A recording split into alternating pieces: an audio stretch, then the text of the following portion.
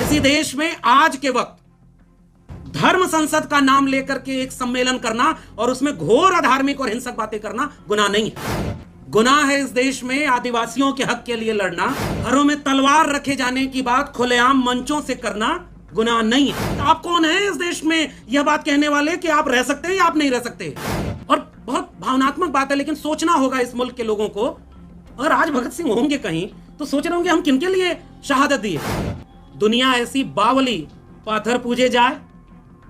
वो कबीर सवाल कर रहे थे कि पाथर पूजे हरि मिले तो मैं पूजूं, पहाड़ ताते ये चाकी भली पीस खाए संसार, काकर पाथर जोर के मस्जिद लई चनाए ता चढ़मुल्ला बाग दे क्या बहरा हुआ खुदाए, और इन दोन राह न पाई हिंदुन की हिंदुआई देखी तुर्कन की तुर्काई। वो बार बार एक सवाल कर रहे थे कि मोको कहां ढूंढे रे बंदे, मैं तो तेरे पास में, पोथी पढ़ पढ़ जगमुआ। क्या कुछ नहीं कहा है। उनका काम है नफरत का, उनका काम है लोगों को लड़ाने का, तोड़ने का।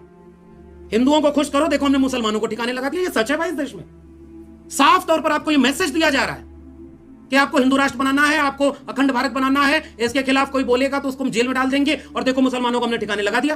आप हिंदू बनकर खुश हो गए। मुल्क की अदालतें, इस मुल्क के निजाम और जितने भी किस्म के हुक्मरान हैं, उन्हें यह दिख रहा है कि किसी का गुनाह यह है कि वो CNRC जैसे कानून की मुखालफत करता है और अपने लोकतांत्रिक हक के लिए वो बोलने लगे तो वो गुनाह है। कोई किसी के घर में किताब या कोई दस्तावेज बंदूक की तरह मिल रहा है, वो गुनाह है। और एक और किस्सा आपने सुना अभी कि किसी पुलिस थाने में चोरी हो गई और किस चीज की चोरी हुई नहीं पता। चोरी हुई महाराष्ट्र में, और वहां के बाद दिल्ली के एक प्रोफेसर को उठा लिया गया, और ये उनका गुनाह है जो उन्हें पता ही नहीं, ना उनके घर वालों को पता। चार्जशीट पर फाइल नहीं हो रही है। ये सब गुनाह है। गुनाह है इस देश में क्रांतिकारी इस्तकबाल और इंकलाबी सलाम बोलना। गुनाह है इस देश में आदिवासियों के हक के लिए लड़ना। भीमा कोरेगांव की उस इतिहास को याद करना गुनाह है। मगर इस देश में चाकू तेज करने की बात करना कोई गुनाह नहीं है। घरों में तलवार रखे जाने की बात खुलेआम मंचों से करना गुनाह नहीं है। इसी दिल्ली में भारत के संविधान को तार तार करके जलाना और सेमिनार करके भगवा रंग का संविधान पेश करना गुनाह नहीं है। इसी देश में आज के वक्त धर्म संसद का नाम लेकर के एक सम्मेलन करना और उसमें घोर अधार्मिक और हिंसक बातें करना गुनाह नहीं है। इस देश में गुनाह की परिभाषा बदल गई है, और इसलिए मुझे लगता है कि ऐसी परिभाषा में हमें फक्र है उन गुनहगारों पर जो इस मुल्क की जमहूरियत को बचाने के लिए हमारे हिस्से की लड़ाई लड़ते हुए जेल में। और इसलिए हमें जोखिम उठाना होगा, सच कहने का जोखिम। और जिन्होंने जोखिम उठाया उसी का तो खामियाजा वो भुगत रहे हैं। और सच बात यह है कि मैं बतौर नागरिक जब इस तरह के कार्यक्रमों में पहले भी हम शामिल हुए हैं और अब भी जब भी आते हैं, तो हमें लगता है कि हम तो कितनी सहूलियत में जी रहे हैं। हमें पता ही नहीं कि हमारे हिस्से की लड़ाई कौन लड़ता हुआ कितनी मुश्किल में है, उसका परिवार कितना कुछ झेल रहा है।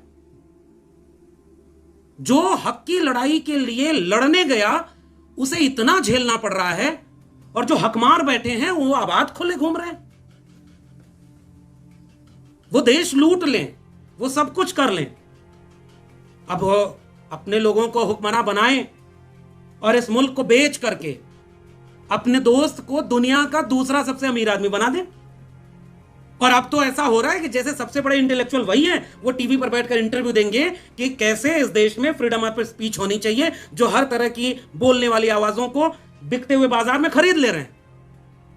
उनका चैनल पे इंटरव्यू चलाया जाएगा। और दूसरी तरफ एक ऐसा सांस्कृतिक संगठन है भाई इस देश में जो गैर राजनीतिक है, जो राजनीति नहीं करता, वो एक सांस्कृतिक संगठन है, और उसके मुखिया बोल रहे हैं कि हां हम इस देश में मुसलमानों को रहने देंगे। रह सकते हैं भाई आप कौन है इस देश में यह बात कहने वाले कि आप रह सकते हैं या आप नहीं रह सकते? अभी तो आप वाला देश बना भी नहीं है जो अखंड भारत आप बनाना चाह रहे हैं। यह सब कुछ होता हुआ देखना और तब यह सोचना कि इस देश में संविधान कहां है, क्या कर रही है न्यायपालिकाएं, कहां खड़ा है वो कानून, वो चार्जशीट, वो मुकदमे, वो जेलें किसके लिए बनी थी और कौन कैद है। मैं ये सब सवाल दरअसल आपसे नहीं अपने आप से पूछ रहा हूं।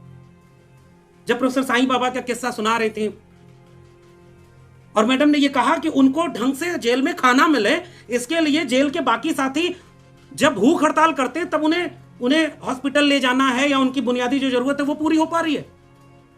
आप कल्पना करें कि कानून कहां है। हम इतिहास में पढ़ते थे कि भगत सिंह और उनके साथियों को जेल में अनशन करना पड़ता था, लड़ाई लड़नी पड़ी, कुर्बानी देनी पड़ी। और बहुत भावनात्मक बात है, लेकिन सोचना होगा इस मुल्क के लोगों को, अगर आज भगत सिंह होंगे कहीं तो सोच रहे होंगे हम किनके लिए शहादत दिए, और ये देश बाकी मुल्क के जो अमन पसंद लोग हैं वो चुपचाप सब होता हुआ देख रहे हैं। कोई आदिवासियों के बीच से पत्रकार को उठा ले गया, कोई छात्र को विश्वविद्यालय से ले गया, कोई प्रोफेसर को ले गया, कोई आंदोलन करने वाले लोगों को ले गया, और बाकी देश में कोई हलचल ना हो, तो फिर इससे किसको हिम्मत मिलती है? हिम्मत उन्हें मिलती है, वो चाहते हैं कि बारी बारी करके एक एक आवाज को खामोश कर देंगे। मुझे लगता है कि आज की इस बातचीत का एक मकसद तो शायद यह भी होगा कि इस दिल्ली के छोटे से कमरे की चारदीवारी के दूर, बहुत दूर देश के कोने कोने में शायद ये आवाजें जाएंगी, शायद उनके निर्जीव से पड़े जिस्म को झकझोरेंगी कि भाई आपके देश में क्या क्या हो रहा है, आप कब जागोगे। मैं इसे उम्मीद से यहां आया हूं, क्योंकि अगर ऐसा नहीं हुआ तो सच है कल कोई और तस्वीर थी यहां, एक आध तस्वीरें कम होंगी, कई तस्वीरें जुड़ेंगी, और शायद उन्हीं में से कोई एक तस्वीर की जगह हमारे बीच के किसी व्यक्ति की तस्वीर अगली बार वहां होगी। और क्या शायद मतलब हम लोग उसका इंतजार कर रहे हैं। मुझे चेगवेरा की एक पंक्ति याद आती है कि उसने कहा कि मैंने कब्रिस्तान में उनकी भी कब्रें देखी जो केवल इसलिए नहीं बोले कि हक की या सच की बात बोलेंगे तो मारे जाएंगे। तो यह कोई जरूरी नहीं है कि जो बोलेगा वही सजा पाएगा, वही कैद होगा। जो नहीं बोल रहा है, खामोश है, नंबर तो उसका भी आएगा। कोई चैनल बिक जाए, कोई कंपनी बिक जाए, कोई विश्वविद्यालय बिक जाए, तो उस विश्वविद्यालय के बोलने वाले, लड़ने वाले छात्र और प्रोफेसर ही नहीं उसके शिकार होंगे। जो खामोश होकर के उस विश्वविद्यालय प्रशासन और देश के प्रशासन के साथ खड़े थे, वो भी तो उसके शिकार होंगे और हो रहे हैं। तो मैं केवल ये बात सोच रहा हूं और अपील और गुजारिश कर रहा हूं इस मुल्क के लोगों से कि आप कब क्या अपने बारी का इंतजार कर रहे हैं? कैसा देश बनाया जा रहा है भाई? किस बात पर बहस होनी चाहिए? नफरत का व्यापार चारों तरफ। कोई टीवी एंकर कोई बयान दे दे कि भाई ये देखो, ये व्यक्ति जो पुलिस वाले को मार दिया ये मुसलमान था और जिहाद का शिकार हो गया है एएसआई, और कुछ दिन बाद कुछ ही घंटे बाद पुलिस आके बयान दे रही है भाई ये गलत, तुम अफवाह उड़ा रहे हो, तुम पत्रकार हो, वो मुसलमान नहीं वो हिंदू है। ट्वीट डिलीट हो गया, काम खत्म, अगला शिकार की तलाश कर रहे हैं वो जो तलवार लेकर एंकरिंग करते हैं इस देश में। कुछ दिन में तलवार लेकर के विश्वविद्यालय में पढ़ाई उड़ाई भी होगी। मैं तो उसी विश्वविद्यालय से आ रहा हूं, बड़ा चिंतित हूं, परेशान हूं। हमारे विश्वविद्यालय में अब नए नए सिलेबस बन रहे हैं कि भारतीय परंपरा, भारतीय संस्कृति, भारतीय चिंतन धारा, इनको हम विश्वविद्यालय के विद्यार्थियों को पढ़ाएंगे। लेकिन मैं एक सवाल पूछता हूं कि क्या उसमें भारतीय चिंतन, परंपरा, धारा और इन सब में वो सारे सवाल पूछने वाले लोग शामिल होंगे या नहीं? और वो कौन सा भारत होगा जिसमें सच बोलने पर गुनाह ये मिल रहा है कि सजा मिलेगी, आप जेल जाएंगे? इसलिए मैं उम्मीद करता हूं, पता नहीं ये कार्यक्रम करके शायद यहां आने का एक फायदा केवल मुझे यह दिखता है कि हम सब एक दूसरे से हिम्मत लेते हैं और हिम्मत देते हैं। जिनके परिवार के लोग जेल में बंद हैं, वो अगर अपनी बात खत्म करते करते ये बात कह के जाएं कि एक ऐसा सवेरा आएगा, वो सारे लोग बाहर होंगे जो आज जेल में हैं, तो मुझे लगता है कि हमें यहीं से हिम्मत मिलती है। जब वो नहीं टूट रहे तो हम क्यों टूटे? और शायद हम सब एक दूसरे को हिम्मत दे करके ही टूटने से बचा पाएंगे। क्योंकि मेरा मानना यह है कि इतिहास, मैं अभी कुछ लोगों से बातचीत कर रहा था तो मुझे याद आ रहा था वही भारतीय चिंतन परंपरा, भारतीय संस्कृति, जिसमें जब कबीर कहीं किसी इतिहास के कोने में खड़े होकर सवाल कर रहे थे कि ऐसी दुनिया, ऐसी बावली पाथर पूजे जाए, वो कबीर सवाल कर रहे थे कि पाथर पूजे हरि मिले तो मैं पूजूं, पहाड़ ताते ये चाकी भली पीस खाए संसार, काकर पाथर जोर के मस्जिद लई चनाए ता चढ़मुल्ला बाग दे, क्या बहरा हुआ खुदाए, और इन दोन राह न पाई, हिंदुन की हिंदुआई देखी तुर्कन की तुर्काई। वो बार बार एक सवाल कर रहे थे कि मोको कहां ढूंढे रे बंदे, मैं तो तेरे पास में, पोथी पढ़ पढ़ जगमुआ, क्या कुछ नहीं कहा है। उस दौर में कौन हुक्मरान था, किसने क्या किया, उसे इतिहास भूल गया है।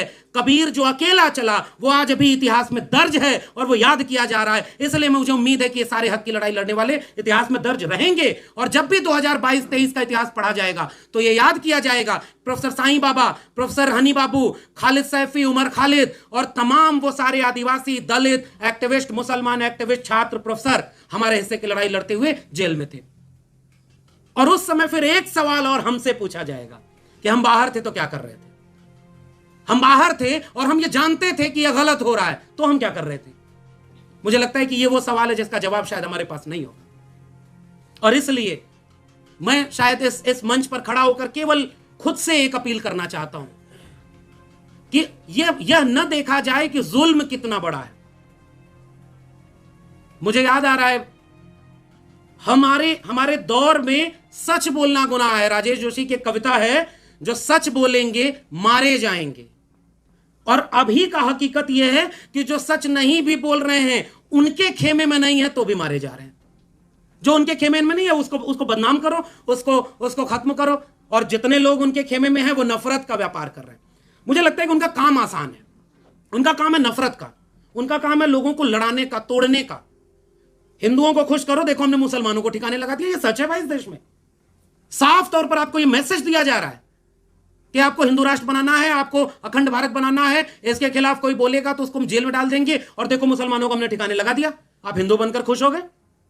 फिर अचानक दूसरा गेम कि ये देखो हमने आरक्षण खत्म कर दिया, सारे सरकारी संस्थानों को निजी हाथों में बेच दिया, तुम अपर कास्ट हो तो तुम भी खुश हो लो, देखो हमने ये संविधान खत्म कर दिया। फिर तीसरी तरफ आप अगर अमीर हैं तो ये देखो गरीबों को हमने इतना कमजोर कर दिया है कि कहां 5 ट्रिलियन इकोनॉमी, अच्छे दिन, 15 लाख हर अकाउंट में, 2 करोड़ रोजगार, बुलेट ट्रेन, सब भूल जाओ। 80 करोड़ लोग 5 किलो अनाज और 500 रुपए पर वोट देने के लिए मजबूर हैं, अमीरों खुश हो जाओ। ये बिल्कुल मुझे लगता है कि यह देश बिल्कुल बटा हुआ 2 देश है, और इसमें 90% आवाम को यह कहा जा रहा है कि तुम्हारे दुश्मन देखो किसी धर्म के लोग हैं, किसी जाति के लोग हैं, किसी और तरह के लोग हैं, और सबको आपस में बांट करके ऐसे ही चुन चुन करके हमारे लोगों को कैद किया गया। मैं उम्मीद करता हूं कि इस मंच से या इस मुहिम से एक आवाज ऐसी उठेगी, स्याह रात नाम लेती नहीं ढलने का, यही तो वक्त है सूरज तेरे निकलने का। और अब वो सारी लड़ाइयां गोलबंद होनी चाहिए। यही मुझे लगता है कि रास्ता यही है। हम सबको न्यूनतम सहमति पर एक बड़ी एका बनानी होगी, और न्यूनतम सहमति इस बात की कि हमें भारत के संविधान में भरोसा है, हम अपने मुल्क के आईन को बचाना चाहते हैं, हम इस मुल्क के इस पूरे रिवाज को बचाना चाहते हैं जिसमें साझी शहादत से साझा विरासत वाला एक भारत बना था। हम गरीब अमीर के बीच की खाई कम करना चाहते हैं। हम इस देश में महिलाओं को उनके हिस्से का हक देने के पैरोकार हैं। हम इस देश के आदिवासियों की लड़ाई में शामिल हैं। हम इस देश के दलितों की हर लड़ाई में शामिल हैं। हम इस देश के पिछड़े तबके के किसान, कामगार जातियों और मजदूरों की लड़ाई में शामिल हैं। हम विद्यार्थियों की लड़ाई में शामिल हैं। तो क्यों ना आओ हम सब मिलकर एक दूसरे की लड़ाई में शामिल हों, और आज नहीं तो कल ये वक्त बदलेगा। और मैं उम्मीद करता हूं जहां हमारे पूर्व के वक्ताओं ने बात खत्म की, वहीं मैं भी बात खत्म करना चाहता हूं कि उनकी जेलें टूटेंगी और हमारे साथी बाहर आएंगे। हम जीत इसलिए लड़ेंगे